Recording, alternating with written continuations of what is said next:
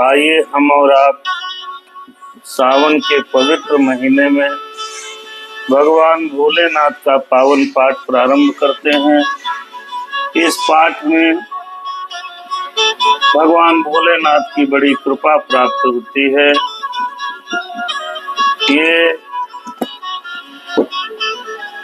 श्री शिव महापुराण महाग्रंथ है, जिसका हमने आपने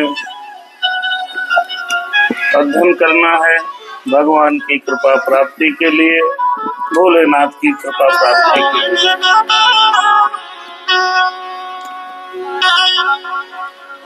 आइए रुद्र संहिता पार्वती खंड में हम लोग अध्ययन करेंगे, जहाँ प्रसंग है कि देवताओं के कहने पर शिव का ब्राह्मण वेश में हिमालय के यहाँ जाना और शिव की निंदा करना। ये रुद्र संहिता पार्वती खंड है और उसका 300 है। ओम श्री शिवाय नमस्तुभ्यं। ओम नमः शिवाय। ब्रह्मा जी बोले, हे नारद, इस प्रकार मैना और शैलराज की शिव में अनन्य भक्त देखकर इंद्र आदि सभी देवताओं ने विचार किया। क्या विचार किया? देवता बोले, यदि हिमालय शिव जी में अनन्य भक्ति पूर्वक शंकर जी को अपनी कन्या देंगे, यदि हिमालय शिव जी में अनन्य भक्ति पूर्वक शंकर जी को अपनी कन्या देंगे, तो भारत में अवश्य ही निर्वाण पद प्राप्त करेंगे। ये ब्रह्मा जी ने कहा।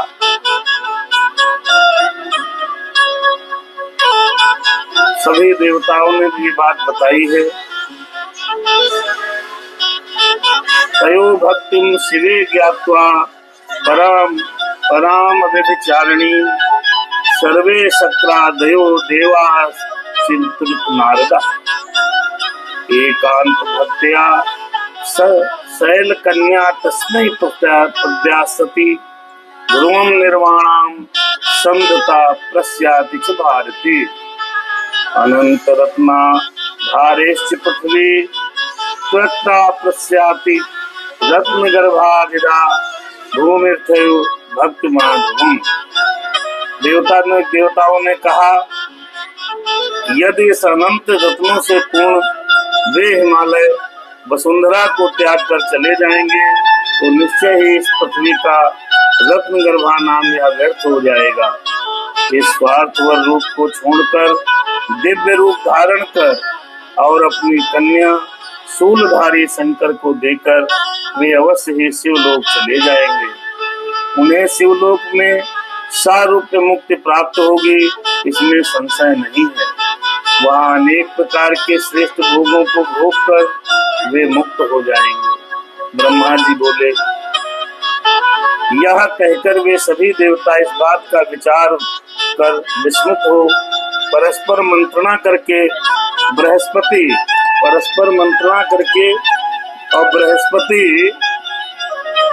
भगवान परस्पर मंत्रणा करके बृहस्पति को हिमालय के पास भेजने की इच्छा करने लगे कि जाओ भाई, हिमाचल नगरी जाओ, हिमालय के पास पहुंचो और वहां पर जाकर के भगवान भोलेनाथ और हिमालय के प्रेम की परीक्षा लो। ये बात जो है, हे नारद, तब इंद्र आदि सभी देवता स्वार्थ साधन की इच्छा से विनम्र होकर प्रीत पूर्वक बृहस्पति के घर गए। वे देवता वहां जाकर बृहस्पति को प्रणाम करके आदर पूर्वक उन गुरु से सारा वृतांत कहने लगे। ये उस समय की प्रसंग है जब पार्वती जी तपस्या में लीन है। पार्वती जी तपस्या करके वापस गई हैं, तो वहां पर सब देवता हिमालय के पास बृहस्पति जी को भेजने की प्रार्थना कर रहे हैं। अब देवता बोले, हे गुरु, गुरो हिमाल गृहम गच्छ स्मत्कार्य सिद्धये तत्र गत्वा प्रत्येन कुरु निंदा च शूलिनः। देवता बोले, हे गुरु, आप हम लोगों की कार्य सिद्धि के लिए हिमालय के पास जाइए और वहां जाकर प्रयत्न पूर्वक शिव की निंदा कीजिए। जाओ भाई, शिव की वहां पर निंदा करो।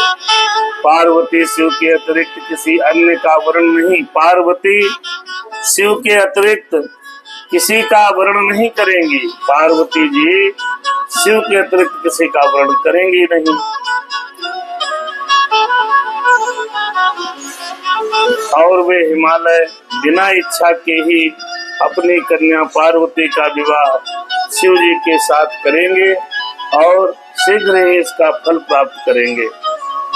हे बृहस्पति गुरु, हम लोगों की इच्छा है कि हिमालय अभी पृथ्वी पर निवास करें, अतः आप अनेक रत्नों को धारण करने वाले उन हिमालय को पृथ्वी पर स्थापित कीजिए। अच्छा, ब्रह्मा जी बोले, ये शिव महापुराण की कथा है, जैसा लिखा है वैसे कथा हम हिंदी में पढ़ रहे हैं। ब्रह्मा जी बोले, देवगणों की यह बात सुनकर बृहस्पति ने अपने कानों पर हाथ रख लिया और शिव जी का नाम स्मरण करते हुए उन्होंने इस बात को स्वीकार नहीं किया। उदार बुद्धि वाले बृहस्पति महादेव जी का स्मरण कर श्रेष्ठ देवताओं को बार बार धिक्कार कर कहने लगे कि बृहस्पति जी बोले, हे देवताओं, तुम लोग स्वार्थ साधक और दूसरे के कार्य को विनष्ट करने वाले हो,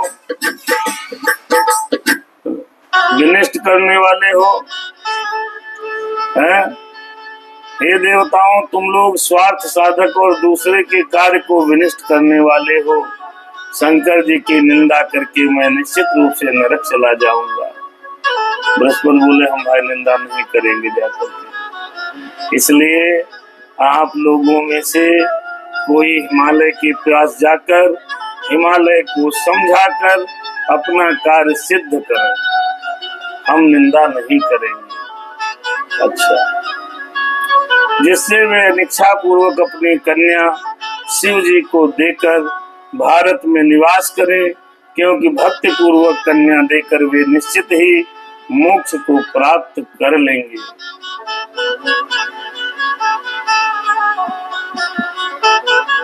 बाद में सप्तऋषि पर्वतराज को समझाएंगे, बाद में सप्तऋषि पर्वतराज को समझाएंगे,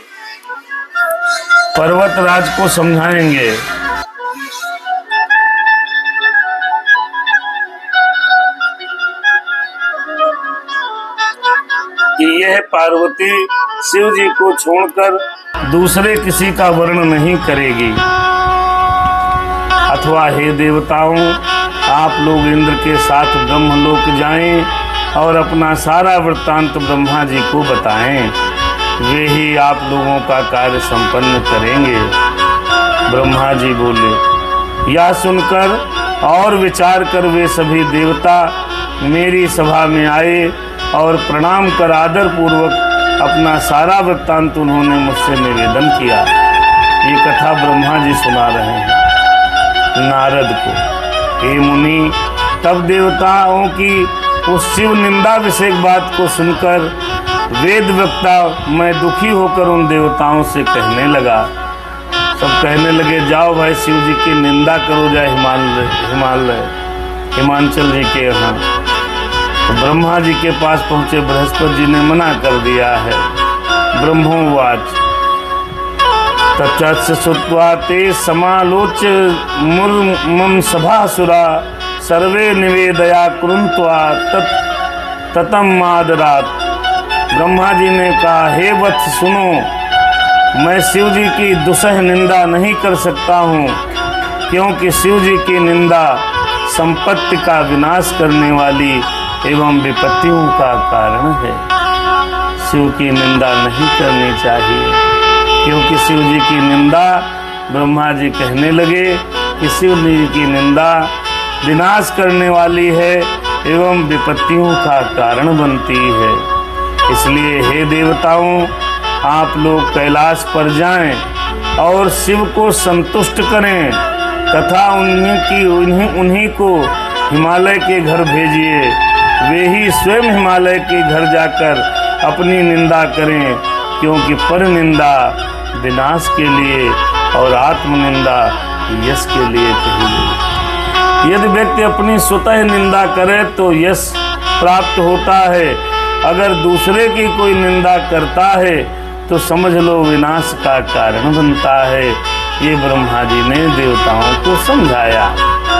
ब्रह्मा जी बोले, वे देवता मेरी बात सुनकर प्रेम से मुझे प्रणाम कर शीघ्र ही शैलराज कैलाश पर्वत पर गए। वहां जाकर शिव जी को देखकर सिर झुकाकर शिव जी को प्रणाम करके हाथों को जोड़ करके वे सभी देवता शिव की स्तुति करने लगे।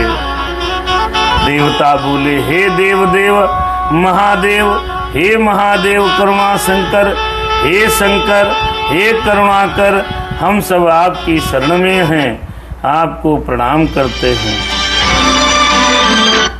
आपको प्रणाम करते हैं, आपको प्रणाम करते हैं, आपको प्रणाम करते हैं। और शिव जी की स्तुति करने लगे। देवता बोले, हे देवादिदेव महादेव, हम पर कृपा कीजिए। हे स्वामी भक्त, आप भक्त वत्सल हैं, सदा भक्तों के कार्य करने वाले, दीनों का उद्धार करने वाले, कृपा सिंधु और भक्तों की आपत्ति को दूर करने वाले। ब्रह्मा जी बोले, इस प्रकार इंद्र इत्यादि देवगणों ने शिव जी की स्तुति करके बड़े आदर के साथ अपना सारा वृत्तांत निवेदन किया है। तब सभी देवगण प्रसन्न हो गए और अपना कार्य सिद्ध जानकर शिव जी की प्रशंसा करते हुए वे अपने स्थान को चले गए। तब वे भक्त वत्सल माहेश निर्विकार महेश्वर भगवान शंभु शैलराज के पास पहुंचे। उस समय गिरिराज अपने बंधु वर्गों के साथ पार्वती सहित प्रसन्न मन में सभा में विराजमान हैं और भोलेनाथ वहां पहुंच गए। उसी समय दंड छत्र एवं दिव्य वस्त्र धारण किए तथा उज्जवल तिलक लगाए हुए भगवान सदाशिव उनकी सभा में आ गए हैं।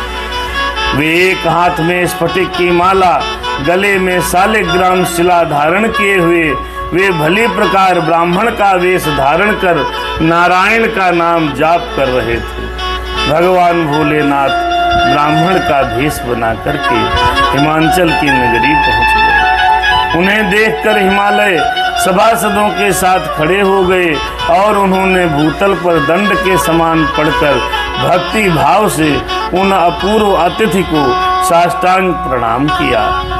महान वेशधारी शिव जी का अपना प्राणेश्वर समझकर पार्वती जी ने प्रणाम किया और हृदय से परम प्रसन्नता और स्तुति की। ब्राह्मण वेश धारण करने वाले उन सदाशिव ने बड़े प्रेम पूर्वक उन सबको आशीर्वाद दिया और विशेषकर पार्वती को हृदय से उनका मनोवांछित आशीर्वाद प्रदान किया। उन ब्राह्मण ने शैलधिराज हिमवान के द्वारा बड़े आदर के साथ दिए गए मधुपर्क आदि को प्रेम से ग्रहण किया। हे मुनि, इस प्रकार प्रेम पूर्वक उन द्विजेंद्र का विधिवत पूजन करने के पश्चात पर्वत श्रेष्ठ हिमालय उनका कुशल पूछने लगे। पर्वतराज ने उनसे पूछा कि आप कौन हैं विप्रेंद्र, आप कहाँ से आए हैं। गिरिराज ने आदर पूर्वक यह वचन बोले कहाँ से आए हैं, कौन है, बताओ विप्र। भगवान भोलेनाथ ही ब्राह्मण का रूप बना करके वहाँ पहुँचे हैं गिरिराज के पास हिमाचल नगरी। तो विप्रेंद्र बोले, जो सोल भोले बाबा थे, कहने लगे, हे गिरिश्रेष्ठ, मैं बुद्धिमानों में श्रेष्ठ वैष्णव ब्राह्मण हूँ और ज्योतिष वृत्ति का सहारा लेकर पृथ्वी तल पर विचरण कर रहा हूँ। मैं अपने गुरु की कृपा से मन के समान सर्वस्त्र चलने वाला, सर्वस्त्र गमन करने वाला, सर्वज्ञ परोपकारी, शुद्ध मन वाला, दया सिंधु तथा विकार का नाश करने वाला हूँ। मुझे ज्ञात हुआ है कि आप कमल के समान दिव्य उत्तम रूप वाली तथा सर्व लक्षण संपन्न अपनी यह कन्या आश्रय रहित असंग कुरूप गुणहीन शमशान में रहने वाले सर्पधारी योगी नग्न मलिन शरीर वाले सर्प का आभूषण धारण करने वाले अज्ञात कुल तथा नाम वाले कुशील विहार में रुचि न रखने वाले विभूत से लिप्त देह वाले अत्यंत क्रोधी अज्ञानी अज्ञात आयु वाले सदा विकृत जटा धारण करने वाले सबको आश्रय देने वाले भ्रमणशील नागों का भार पहनने वाले भिक्षुक कुमार्ग में निरत तथा हठ पूर्वक वैदिक मार्ग का त्याग करने वाले शिव को देना चाहते हैं। हे हिमालय, आपका यह अटल विचार अवश्य ही मंगलदायक नहीं है। नारायण कुल में उत्पन्न तथा ज्ञानियों में श्रेष्ठ गिरिराज, आप इस पर विचार कीजिए। भगवान भोलेनाथ ब्राह्मण के रूप में अपनी ही बुराई करने लगे। अब देखो भैया भोलेनाथ की महिमा है। पार्वती के दान कर्म में वे आपके इस दान के अनुरूप पात्र नहीं हैं। बड़े लोग इस बात को सुनकर आपकी हंसी करेंगे। देखिए उनका कोई बंधु बांधव नहीं है। आप पर्वतराज हैं, उनके पास कुछ भी नहीं है। आप तो रत्नाकर हैं, आपके पास रत्न हैं। हे शैलाधिराज, आप पार्वती को छोड़कर इस विषय में बांधवों से, मेन मैना से, पुत्रों से और सभी पंडितों से प्रयत्न पूर्वक शीघ्रता से पूछिए। केवल पार्वती जी से मत पूछना। हे गिरिसत्तम, रोगी को सर्वदा औषधि अच्छी नहीं लगती, अपितु महादोषकारक कुपथ ही सदा अच्छा लगता है। ब्राह्मण देवता बोले, जो भगवान ब्राह्मण देवता बने हुए थे वो बोले कि सदैव अच्छा नहीं लगता सीताराम। ओम नमः शिवाय। ब्रह्मा जी बोले, ऐसा कहकर नाना प्रकार की लीला करने वाले विप्र रूप शिव प्रसन्नता पूर्वक भोजन कर शांत चित्त हो शीघ्र ही अपने घर चले गए। इत श्री शिव महापुराणे द्वितीया रुद्र संहिता नाम तृतीय पार्वती खंडे शिव माया वर्णनम नामक त्रिदंशोध्याय समाप्त। इस प्रकार श्री शिव महापुराण में शिव महापुराण के अंतर्गत द्वितीय रुद्र संहिता के तृतीय पार्वती खंड में शिव माया वर्णन नामक 31वां अध्याय पूर्ण हुआ। ये पार्वती रुद्र संहिता पार्वती खंड का 31वां अध्याय समाप्त हुआ। आइए 32वें अध्याय में प्रवेश करते हैं। अब 32वें अध्याय का जो सारांश है वो क्या है समझे। 32वें अध्याय में ब्राह्मण वेशधारी शिव द्वारा शिव स्वरूप की निंदा सुनकर मैना का कोप भवन में गमन करना, शिव द्वारा सप्त ऋषियों का स्मरण तथा उन्हें हिमालय के घर भेजना, हिमालय की शोभा का वर्णन तथा हिमालय द्वारा सप्त ऋषियों का स्वागत, इस अध्याय में हम लोग ये दर्शन करेंगे। ब्रह्मा जी बोले, नारद को ब्रह्मा जी ये शिव पुराण सुना रहे हैं, ध्यान रखिएगा। ब्रह्मा जी बोले, हे नारद, ब्राह्मण का यह वचन सुनकर अश्रुपूर्ण नेत्रों वाली मैना व्यथित मन से हिमालय से कहने लगी। मैना बोली, हे शैलेंद्र, परिणाम में सुख प्रदान करने वाले मेरे वचन को सुने। मैना ने कहा, सभी श्रेष्ठ शैवों से पूछिए इस ब्राह्मण ने क्या कह दिया है। तो मैना बेचारी ये पूछने लगी है। 32वें अध्याय में श्री शिव महापुराण रुद्र संहिता पार्वती खंड में 32वें अध्याय में जब सबकर भगवान गए हैं और अपनी स्वयं बुराई अपने हिमाचल राज्य से किया है तो बहुत कहा है, तो मैना विचलित हो गई, कहने लगी, हे नागेश्वर, हे नगेश्वर। नगेश्वर माने नगों को धारण करने वाले। नग, ये जितने नग हैं ये सब हिमालय से ही मिलते हैं। तो हे नगेश्वर, इस विष्णु भक्त ब्राह्मण ने शिव की निंदा की है, उसे सुनकर मेरा मन अत्यंत दुखी है। हे शैलेश्वर, मैं कुत्सित रूप एवं शील वाले उस रुद्र को अपनी सुलक्षण कन्या नहीं दूंगी। मैना ने कहा कि हम इतनी प्यारी बिटिया उसके साथ नहीं ब्याह करेंगे। तब यदि नहीं दूंगी, यदि आप मेरे वचनों को नहीं मानेंगे तो इसमें संदेह नहीं कि मैं मर जाऊंगी, आत्महत्या कर लूंगी, तुरंत घर छोड़ दूंगी, अथवा विष खा लूंगी, अथवा अंबिका के गले में रस्सी बांधकर घोर वन में चली जाऊंगी, अथवा उस महासागर में डूबकर मर जाऊंगी, किंतु अपनी कन्या ऐसे विचित्र व्यक्ति के साथ में विवाह नहीं करूंगी। बताओ। इस प्रकार कहकर शोक से संतप्त वे मैना शीघ्र ही कूप भवन में जाकर हार को उतार कर रोती हुई भूमि पर लौट गई। हे तात, उसी समय काली के विरह से व्याकुल हुए शंकर जी ने शीघ्र ही उन सप्त ऋषियों का स्मरण किया। तब शिव जी ने उन सभी ऋषियों का स्मरण किया जब वे दूसरे कल्प वृक्ष के समान तत्काल वहां पर उपस्थित हो गए और साक्षात सिद्धि के समान अरुंधति भी वहां आ गई। सूर्य के समान तेजस्वी उन ऋषियों को देखकर शिव जी ने अपना जप छोड़ दिया। हे मुनि, वे श्रेष्ठ तपस्वी ऋषि शिव जी के आगे खड़े होकर उन्हें प्रणाम कर उनकी स्तुति करके अपने को कृतार्थ समझने लगे।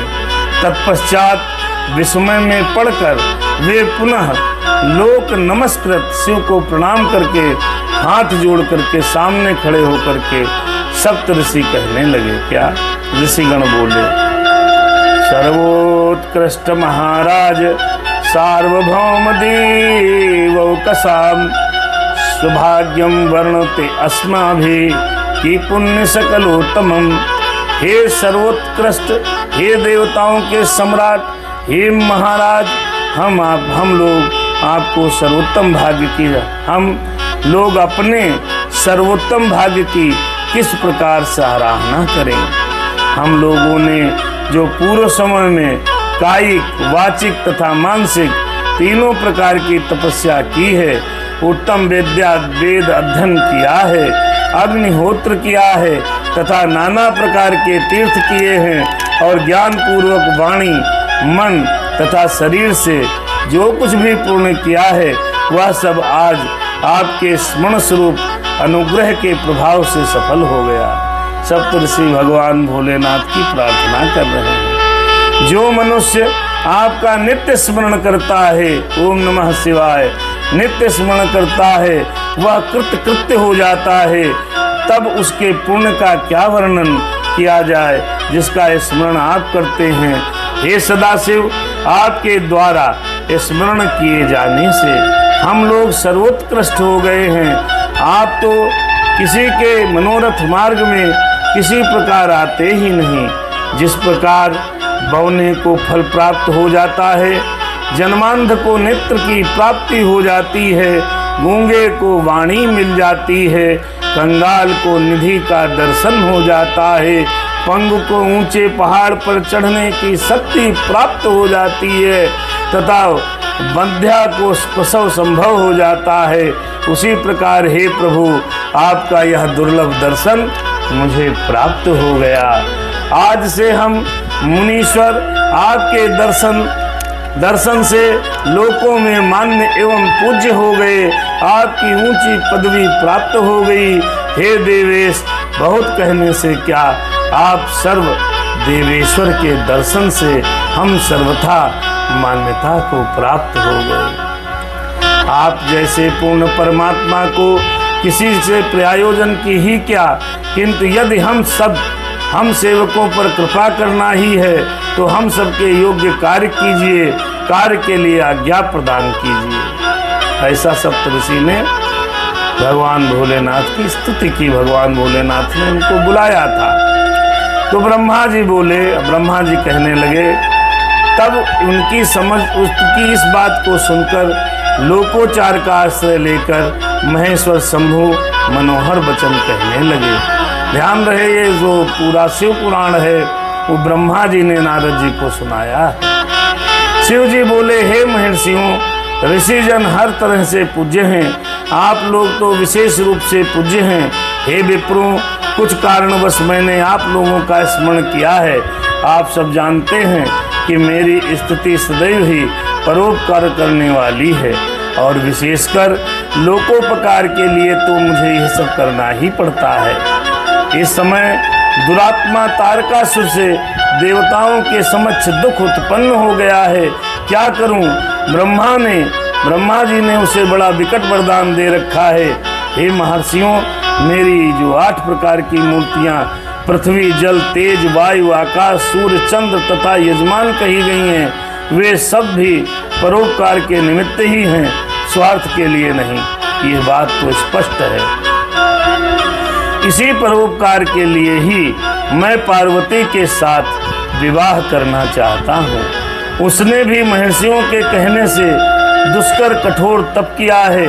उसके इच्छानुसार उसका हितकारक फल मुझे अवश्य देना चाहिए, क्योंकि भक्तों को आनंद देने वाली मेरी यह स्पष्ट प्रतिज्ञा है। मैं पार्वती के वचनानुसार भिक्षुक का रूप धारण कर हिमालय के घर गया था, और मुझ लीला प्रवीण ने काली को पवित्र किया था। वे स्त्री पुरुष मुझे परम ब्रह्मा जानकर वेद रीत से सद्भक्ति से अपनी कन्या मुझे देने के लिए तत्पर हो गए हैं। उसके बाद देवताओं की प्रेरणा से वैष्णव भिक्षु का रूप धारण कर मैं उन दोनों से अपनी निंदा करने लगा। उससे मेरे प्रति उनकी भक्ति नष्ट हो गई। जिसे सुनकर वे बड़े दुखी हो गए और मेरी भक्ति से विमुख हो गए हैं। हे मुनिगणों, अब वे मुझे अपनी कन्या नहीं देना चाहते। इसीलिए आप लोग निश्चित रूप से हिमालय के घर जाएं और वहां जाकर गिरिश्रेष्ठ हिमालय और उनकी पत्नी को समझाएं। आप लोग प्रयत्न पूर्वक वेद सम्मत वचन उनसे कहें और सर्वथा वही करें जिससे यह उत्तम कार्य सिद्ध हो जाए। हे मुन्य सत्तमो, मैं उनकी पुत्री के साथ विवाह करना चाहता हूँ। मैं देवताओं एवं विष्णु के कहने से विवाह करना स्वीकार कर लिया है और पार्वती को वैसा वर भी दे दिया है। अब मैं अधिक क्या कहूँ।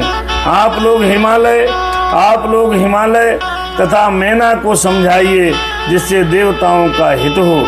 आप लोगों ने जिस प्रकार की विधि की कल्पना की है उससे भी अधिक होनी चाहिए।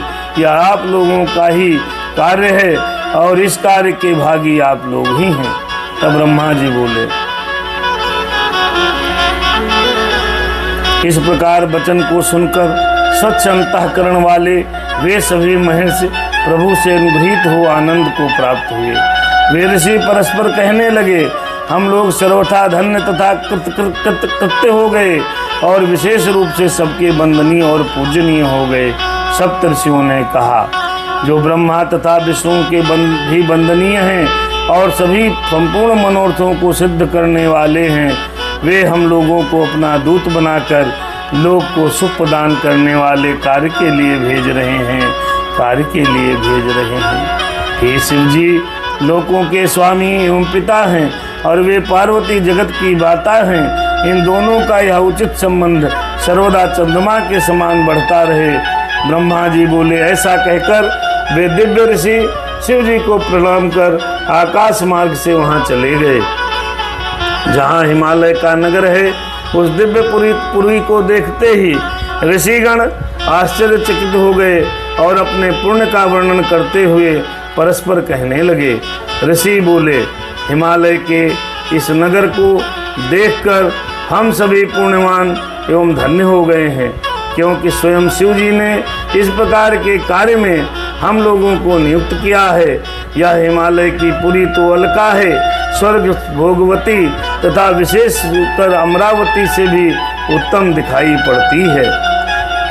इस पुरी के अत्यंत मनोहर एवं विचित्र घर और आंगन स्फटिक तथा नाना प्रकार के उत्तम मणियों से बनाए गए हैं। इस पुरी के प्रत्येक घर में सूर्यकांत एवं चंद्रकांत मणियां विद्यमान हैं तथा अद्भुत स्वर्गीय वृक्ष लगे हुए हैं। तोरणों की शोभा घर घर में दिखाई दे रही है। इस पुर के विमानों में तोते तथा हंस बोल रहे हैं। विचित्र प्रकार के वितान विचित्र चित्र विचित्र कपड़ों के बने हैं, जिसमें बंधनवार बंधे हैं। वहाँ अनेक जलाशय तथा विविध बावलियाँ हैं। वहाँ विचित्र उद्यान हैं, जिनका लोग प्रसन्नचित्त होकर सेवन करते हैं। यहाँ के सभी पुरुष देवता सदस्य तथा स्त्रियाँ यहाँ के सभी पुरुष देवताओं के सदस्य तथा स्त्रियां अप्सराओं के सदस्य हैं। हिमालय के पुर को छोड़कर स्वर्ग की कामना से कर्मभूमि में याज्ञिक एवं पौराणिक लोग व्यर्थ ही अनुष्ठान करते हैं। हे विप्रों, मनुष्यों को ही स्वर्ग की तभी तक कामना रहती है जब तक उन्होंने इस पुरी को नहीं देखा। जब इसे देख लिया तो स्वर्ग का क्या ही प्रयोजन है। ब्रह्मा जी बोले, हे नारद, इस प्रकार उस पुरी का वर्णन करते हुए वे ऋषि सब प्रकार की समृद्धि से युक्त हिमालय के घर पहुंच गए। हिमालय के घर पहुंचने पर आकाश मार्ग से आते हुए सूर्य के समान अत्यंत तेजस्वी उन 7 ऋषियों को दूर से ही देखकर हिमवान विस्मित होकर मन में कहने लगे। हिमवान बोले, ये सूर्य के समान तेजस्वी सप्त ऋषिगण मेरे पास आ रहे हैं। मुझे इस समय प्रयत्न पूर्वक इन मुनियों की पूजा करनी चाहिए। हम गृहस्थ लोग धन्य हैं, जिनके घर में सभी को सुख प्रदान करने वाले इस प्रकार के महात्मा स्वयं आते हैं। ब्रह्मा जी बोले, इसी बीच आकाश से उतरकर पृथ्वी पर स्थित हुए उन सबको अपने सन्मुख देखकर हिमालय सम्मान पूर्वक उनके पास गए। उन्होंने हाथ जोड़कर सिर झुकाकर उन 7 ऋषियों को प्रणाम करके पुनः बड़े सम्मान के साथ उनकी पूजा की।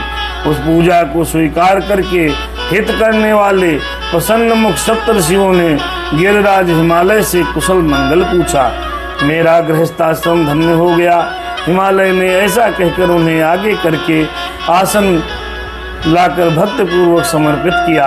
आसनों पर उनके बैठ जाने पर पुनः उनसे आज्ञा लेकर वे हिमालय स्वयं भी वहां पर बैठ गए और इसके बाद तेजस्वी ऋषियों से कहने लगे। हिमालय बोले, मैं धन्य तथा कृतकृत्य हो गया। मेरा जीवन सफल हो गया। मैं लोकों में दर्शनीय तथा अनेक तीर्थों के समान हो गया हूँ, क्योंकि विष्णु स्वरूप आप लोग मेरे घर पधारे हैं। कृपणों के घरों में हर प्रकार परिपूर्ण आप लोगों को कौन सा कार्य हो सकता है। तो भी मुझे सेवक के योग्य जो भी है वो कहिए, उसे दयापूर्वक कहिए, जिससे मेरा जन्म सफल हो जाए। इत श्री शिव महापुराणे द्वितीयायाम रुद्र संहिता तृतीय पार्वती खंडे सप्तर्षिगमनम नामक द्वाति 300 इस प्रकार श्री शिवपुराण महापुराण के अंतर्गत द्वितीय रुद्र संहिता के तृतीय पार्वती खंड में सप्तऋषियों का आगमन वर्णन नामक 32वां अध्याय पूर्ण हुआ। आज यही 32 अध्याय, क्योंकि ये पिछले सावन में यहाँ तक हम लोग पढ़ चुके थे और इसके आगे हम लोग ये कथा शिव महापुराण पढ़ेंगे, पाठ करेंगे। अब कल 33वां अध्याय होगा रुद्र संहिता पार्वती खंड का। हम लोग आधा घंटे 45 मिनट ज़रूर भगवान की ये श्री महापुराण श्री शिव महापुराण का दर्शन करेंगे, इस महापुराण को पढ़ेंगे। भगवान भोलेनाथ का शादी के लिए देवताओं ने प्रबंध किया। फिर देवताओं ने कहा, जाइए आप अपनी स्वयं निंदा कीजिए। शंकर भगवान वहाँ पर गए, वहाँ पर अपनी स्वयं निंदा की, जिससे मैया का मन विचलित हो गया। पर्वतराज हिमालय ने कहा, कैसे शादी करें? हाँ, इस तरीके से हमारी सुंदर स्त्री, सुंदर पुटिया, सुंदर बिटिया, हाँ, हम कैसे इस तरीके से शादी करें? भगवान भोलेनाथ ने सप्त ऋषियों को बुलाया है। उनको कहा, जाओ समझाओ जा करके। सब खेल बिगड़ गया। हाँ, देवताओं के कहने पर हमने स्वयं अपनी निंदा वहाँ कर दी। अब उनकी जो मेरे प्रति भक्ति थी वो समाप्त हो गई। हाँ, अब आप जाइए और उस भक्ति को पुनः जागरण करिए। कल आप जो है 33वें अध्याय में वशिष्ठ की जो पत्नी है अरुंधति द्वारा मेना को समझाना है। सप्त ऋषियों द्वारा हिमालय को समझाया जाएगा और शिव के महत्व को कल बताया जाएगा। कल के अध्याय में भगवान भोलेनाथ के महत्व को बताएंगे। इसमें एक बात और ब्रह्मा जी ने कही है कि अपनी निंदा स्वयं करने से आदमी को यश की प्राप्ति होती है, दूसरों की निंदा करने से नुकसान होता है, संपत्ति नष्ट हो जाती है। इसलिए कभी किसी दूसरे की निंदा नहीं करनी चाहिए, अपनी भले कर लो, दूसरे न करो। ये यहाँ पर शिक्षा मिलती है। भगवान भोलेनाथ सावन के द्वितीय दिन पर हम लोग 33वें अध्याय तक पिछले सावन में भी हुआ था और इस सावन में ये शिव महापुराण का पाठ हो रहा है। भगवान कृपा बनाए रखें, हमारे आपके ऊपर दया बनाए रखें। भोलेनाथ बाबा महाराज, आइए थोड़ी देर एक प्रभु की वंदना, तत्पश्चात इसका इस प्रखंड को समापन। बहुत सुंदर कथा महाशिव पुराण आप सुन रहे थे। भगवान की कृपा आप पर बनी रहे, भोलेनाथ कृपा करते रहें। हाँ, यही चाहते हैं और क्या चाहें। जय सिया राम। भोलेनाथ तुम्हारी, आइए बहुत सुंदर है, स्तुति करते हैं।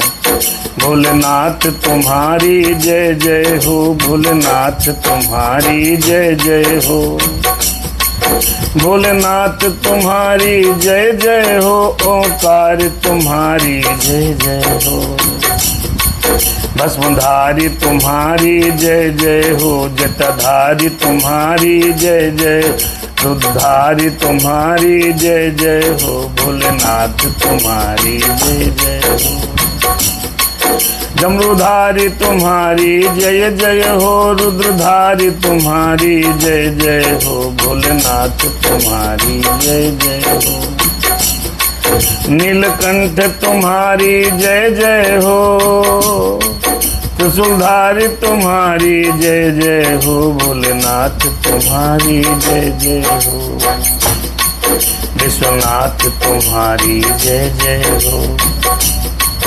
विश्वनाथ तुम्हारी जय जय हो, उग्रदानी तुम्हारी जय जय, भोलेनाथ तुम्हारी जय जय हो, रामेश्वर तुम्हारी जय जय हो, जय जय हो, महाकाल तुम्हारी जय जय हो, चंद्रशेखर तुम्हारी जय जय हो, ममलेश्वर तुम्हारी जय जय हो, ब्रह्मेश्वर तुम्हारी जय जय हो, भूतेश्वर तुम्हारी जय जय, सोमनाथ तुम्हारी जय जय हो, दीननाथ तुम्हारी जय जय, कपिलेश्वर तुम्हारी जय जय हो, बड़केश्वर तुम्हारी जय, भोलेनाथ तुम्हारी जय। हे भोलेनाथ आपकी जय जयकार हो। राम सिया राम, जय सीता राम, सीता राम जय।